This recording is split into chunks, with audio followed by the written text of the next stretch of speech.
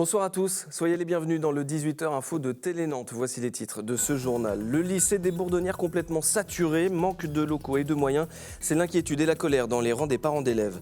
À Doulon, les migrants installés dans l'ancien presbytère attendent d'être relogés. Une proposition a été faite, mais les négociations avec les associations se compliquent. Enfin, nous irons à Saint-Colomban où l'Hermine de Nantes est allée à la rencontre de ses jeunes fans.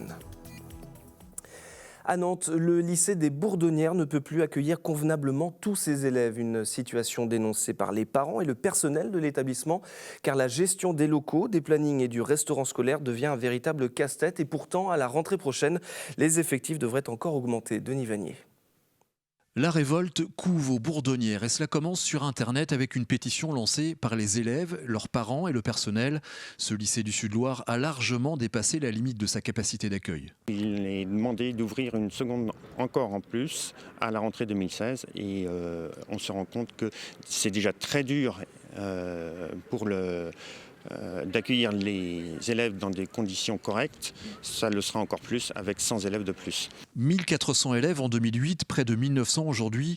Ce qui ne suit pas, c'est l'affectation du personnel de l'éducation nationale et du conseil régional. Certes, en termes de profs, il y a des créations de postes qui sont prévues pour faire face au nombre d'élèves, mais il n'y a pas du tout de création d'agents de restauration, d'agents d'entretien, aucun assistant d'éducation, donc des surveillants supplémentaires, aucun CPE, pas de poste de documentaliste supplémentaire, pas de poste d'infirmière, un médecin scolaire pour des milliers d'élèves sur la région qui ne peut rien faire par rapport aux élèves. Enfin, c'est vraiment une situation très dégradée. Une alerte relayée cette semaine par le vice-président de la région en charge de l'éducation. Les professeurs craignent une instrumentalisation du problème. Notre problème n'est pas de savoir qui est responsable, s'il s'agit de l'ancienne majorité ou la nouvelle. La question, c'est de savoir si effectivement nos élèves et les enfants des parents concernés seront accueillis dans de bonnes conditions à la rentrée. C'est la seule chose qui nous intéresse. Prochaine étape, une mobilisation dans la cour du lycée en début de semaine prochaine. La mobilisation étudiante contre la loi El Khomri commencera à l'aurore ce jeudi matin à l'université de Nantes. L'Assemblée générale a voté le blocage des portes dès 7h30. Pour la manifestation, le rassemblement est programmé à 11h sur la place du commerce. Des perturbations sont à prévoir dans les transports en commun.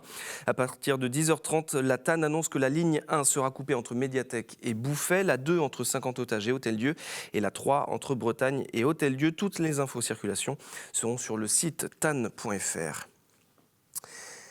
Après les tragiques attentats de Bruxelles, la situation reste perturbée à l'aéroport de Nantes-Atlantique. Ce mercredi, tous les vols depuis ou vers Zaventem ont été annulés. Il en sera de même demain jeudi. La préfecture de Loire-Atlantique avait annoncé par ailleurs hier le renforcement des mesures de sécurité à l'aéroport et à la gare de Nantes. Cela concerne notamment les contrôles d'identité et de bagages. Et alors que l'obscurantisme frappe l'Europe de plein fouet, la gendarmerie organise des réunions d'information sur le thème de la radicalisation. Comment la détecter chez un proche, une connaissance? Comment agir? Ces questions ont été évoquées avec le public à Sainte-Luce-sur-Loire par des agents de la brigade de prévention de la délinquance juvénile. Je vous propose d'écouter l'un des intervenants au micro de Benoît Balti.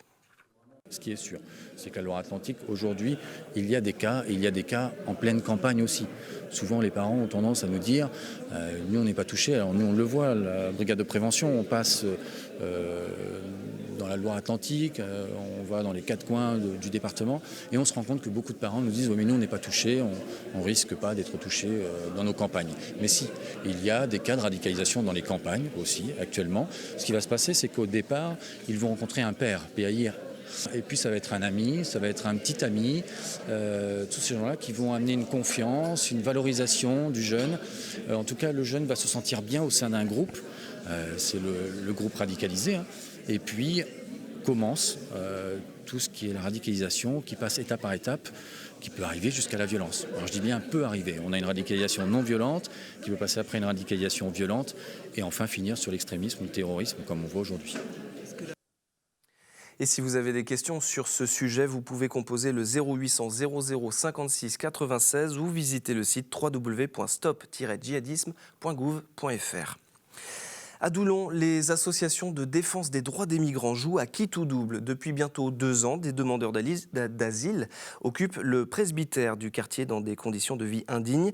Une proposition de relogement a été transmise aux militants. Ils devaient la signer ce mercredi, mais ont fait finalement volte-face en cause des désaccords au sein des assos qui compliquent les négociations. Jean-Michel Négat. Au nom de tous les résidents du squat, je vous dis merci. Merci pour votre soutien. Merci. Face à la préfecture, un rassemblement de soutien pour les migrants du squat de Doulon, l'ancien presbytère occupé depuis l'été 2014. Après 8 mois de négociations, 54 places d'hébergement ont été proposées. Le protocole d'accord devait même être signé aujourd'hui, mais le collectif d'associations a finalement décidé qu'il n'en ferait rien. Hors de question de quitter les lieux si tous les occupants ne sont pas relogés.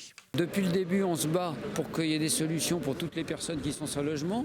Et tout d'un coup, il faudrait qu'on renie notre engagement et qu'on signe sur le papier qu'on ne va pas les soutenir. C'est impensable. La mairie, la préfecture et le diocèse ont pourtant prévenu.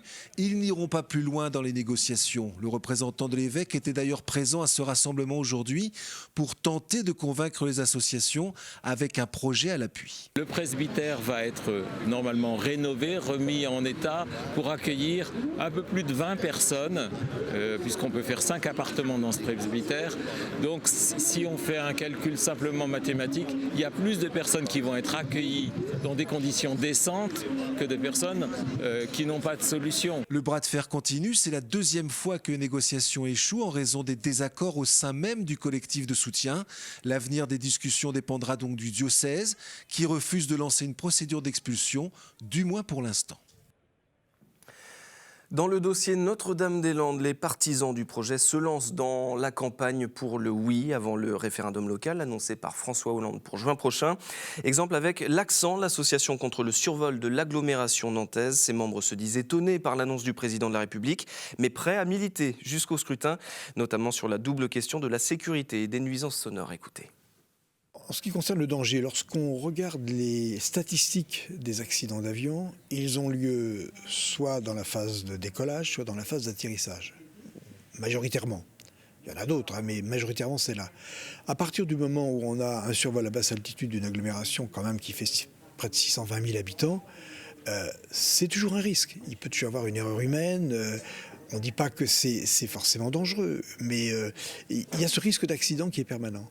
Et de ce point de vue-là, oui, le déplacement de l'aéroport est absolument essentiel. Et bien évidemment, il y a aussi ces nuisances sonores et environnementales qui actuellement impactent près de 42 000 personnes et qui, d'ici 2030, impacteront autour de 80 000 personnes. Il reste 11 matchs à l'Hermine de Nantes pour valider sa qualification en play-off. Les joueurs de Franck Colino sont actuellement 8e de Pro B et la lutte va être très serrée. Mais les basketteurs n'en oublient pas pour autant leurs supporters.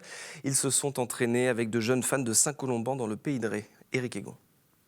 Concours de tir, atelier de 1 contre 1 sur mini-panier, dédicace, l'Hermine de Nantes est venue faire le plein de confiance à Saint-Colomban. Une aparté joyeuse et animée avant de revenir au championnat dès samedi face à Bourg-en-Bresse, 2e du classement de Pro B. On va à Bourg-en-Bresse, oui, qui est un épouvantail de la poule, une très grosse équipe. Donc ça sera un match qui ne sera pas facile là-bas, on le sait, il faut y aller pour faire un coup. Ensuite on reçoit Lille et on se déplace à Évreux qui est également sur le très haut de tableau. Donc à nous de faire de belles performances sur ces 3 matchs-là pour rester accroché aux 8-9 premières places. C'est un championnat assez dense. On peut vite basculer d'un côté comme de l'autre. On peut monter, grappiller aux alentours de la 5e place, mais on peut aussi descendre et être dans les relégables. Donc là, on arrive dans un virage qu'il faut bien négocier. Ouais. Il reste 11 matchs aux hommes de Franck Colino pour accrocher les playoffs. L'objectif annoncé en début de saison. Dans un championnat relevé, l'Hermine 8e a jusqu'ici plutôt brillé par son inconstance. On a eu une saison en dents de scie. On est, je pense, malheureusement le type d'équipe à pouvoir battre les premiers et perdre contre les derniers. On a les cartes entre nos mains, donc c'est encore jouable. Maintenant, on va tout faire pour accrocher les playoffs. Ça va jouer sur l'intensité. À domicile, on propose vraiment de bonnes choses. Après, à l'extérieur, on est un petit peu en deçà.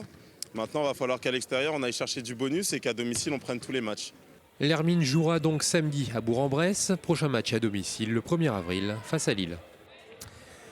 Et un autre club nantais est en mission play-off, le volleyball nantais. Il s'est imposé ce mardi soir à domicile face à Chamalières. Une victoire cinglante 3-7 à rien qui permet aux volleyeuses nantaises d'y croire à 2 journées de la fin de la saison régulière. Elles sont actuellement 7e de Liga avec 3 points d'avance sur le premier qualifiable, le Canet. C'est la fin de cette édition. Merci beaucoup de l'avoir suivi. Tout de suite, c'est la météo sur Télé Nantes. Très bonne soirée.